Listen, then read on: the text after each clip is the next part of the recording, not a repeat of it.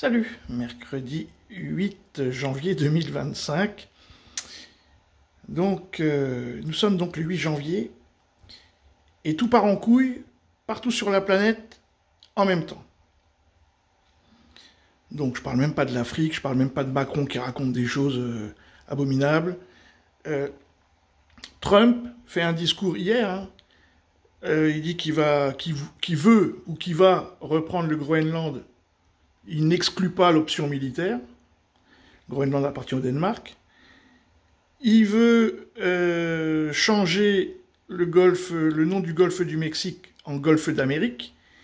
Il veut faire du Canada le 51e État états-unien.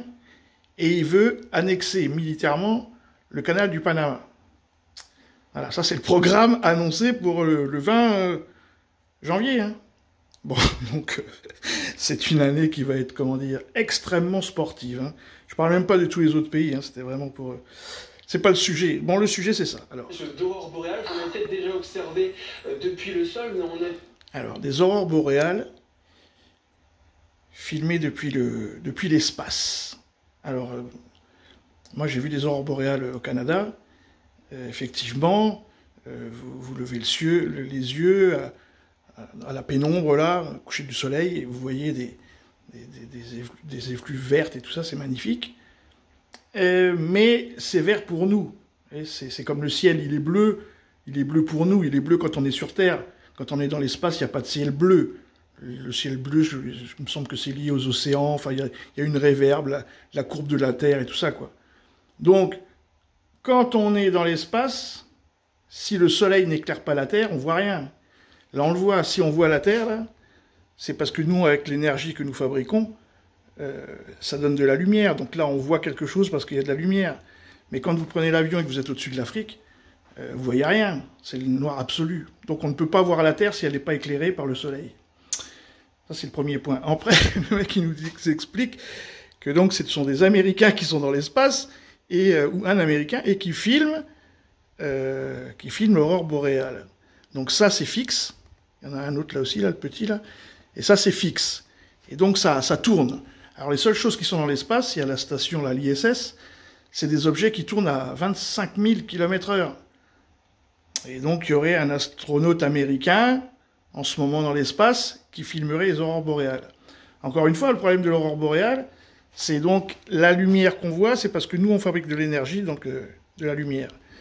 Mais si il n'y a pas cette lumière-là, et que vous êtes dans l'espace, il fait noir, donc il n'y a pas de raison de voir du vert. Dans le spectre lumineux, c'est toujours la même chose. Le blanc, il n'y a aucune couleur, et le noir, il y a toutes les couleurs. Et puis après, il y a le spectre.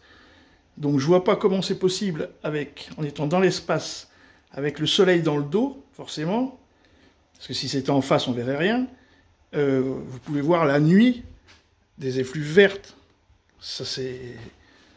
Ça, c'est des photos, encore une fois, à mon avis, d'images de synthèse, où on s'imagine de l'espace une aurore boréale, mais ça peut pas être un Américain dans l'espace qui filme ça. Ça n'a pas de sens. Dans la photo, même avec nos appareils, quand on filme un feu d'artifice, on n'a pas toutes les couleurs. Voilà, c'est pareil.